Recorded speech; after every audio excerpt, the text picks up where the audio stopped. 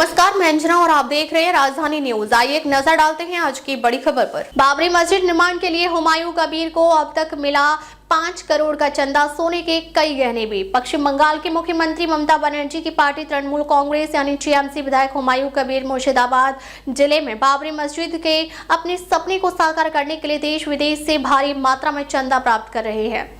6 दिसंबर को बाबरी मस्जिद विध्वंस की 33वीं बरसी पर आधारशिला रखे जाने के बाद से अब तक लगभग 5 करोड़ की राशि जुटाई जा चुकी है। एक रिपोर्ट के मुताबिक हुमायूं कबीर ने बताया कि उन्हें एक ही व्यक्ति से 1 करोड़ का चंदा देने का वादा किया गया था, जो अभी प्राप्त नहीं हुआ है। वह Paschim Bengal Islamic Foundation of India यानी WBIFI द्वारा विदेशी फंडिंग प्राप्त करने के लिए बैंकिंग प्रावधान स्थापित किए जाने के बाद विदेशों से और अधिक धन प्राप्त करने की उम्मीद कर रहे हैं। उन्होंने बेहद आत्मविश्वास से कहा, हमें कतर, सऊदी अरब, बांग्लादेश और इंग्लैंड सहित विदेशों से दान के लिए फोन आ रहे हैं। पूर्व टीएमसी विधायक को न केवल बाबरी मस्जिद के अपने सपने पर भरोसा है, बल्कि आधारशिला समारोह में मिले भारी समर्थन के बाद अपनी नई राजनीतिक पारी पर भी पूरा भरोसा है। 23 बीघा भूमि पर बाबरी मस्जिद के निर्माण का प्रभारी WBIFI की समिति के सदस्यों द्वारा प्रतिदिन शाम को दान बक्सों से जमा किए गए धन के ट्रंक गिने जाते हैं।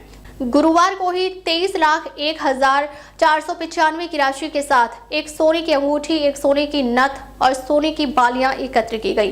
पार्टी द्वारा निलंबित किए जाने के बावजूद हुमायूं कबीर की राजनीति छोड़ने का कोई इरादा नहीं है। वास्तव में वे बंगाल की राजनीति में एक बड़ी भूमिका निभाने को लेकर आश्वस्त है। उन्होंने दावा किया कि चुनाव के बाद मैं किंग मेकर बनूंगा, मेरे बिना कोई सरकार नहीं बना सकता। भरतपुर से विधायक कबीर 17 दिसंबर को पश्चिम बंगाल विधानसभा में मौजूद रहेंगे, लेकिन उनका इस्तीफा देने का कोई इरादा नहीं है। उन्होंने स्पष्ट किया, मुझे यह महीना खत्म कर लेने दीजिए, मैं इस्तीफे के बारे में जनवरी में सोचूंगा। वह 22 दिसंबर को अपनी नई पार्टी शुरू करने के लिए तैयार है। हालांकि उन्होंने अभी तक नाम का खुलासा नहीं किया है। कबीर असुद्दीन ओवैसी की पार्टी AIMIM के साथ गठबंधन की उम्मीद कर रहे थे, जो सफल नहीं हो सका। वह मुर्शिदाबाद जिले में कांग्रेस और वाम मोर्चा के साथ सीट शेयरिंग का फॉर्मूला बनाना चाहते हैं, जिसकी घोषणा वे अपनी पार्टी के गठन के बाद करेंगे।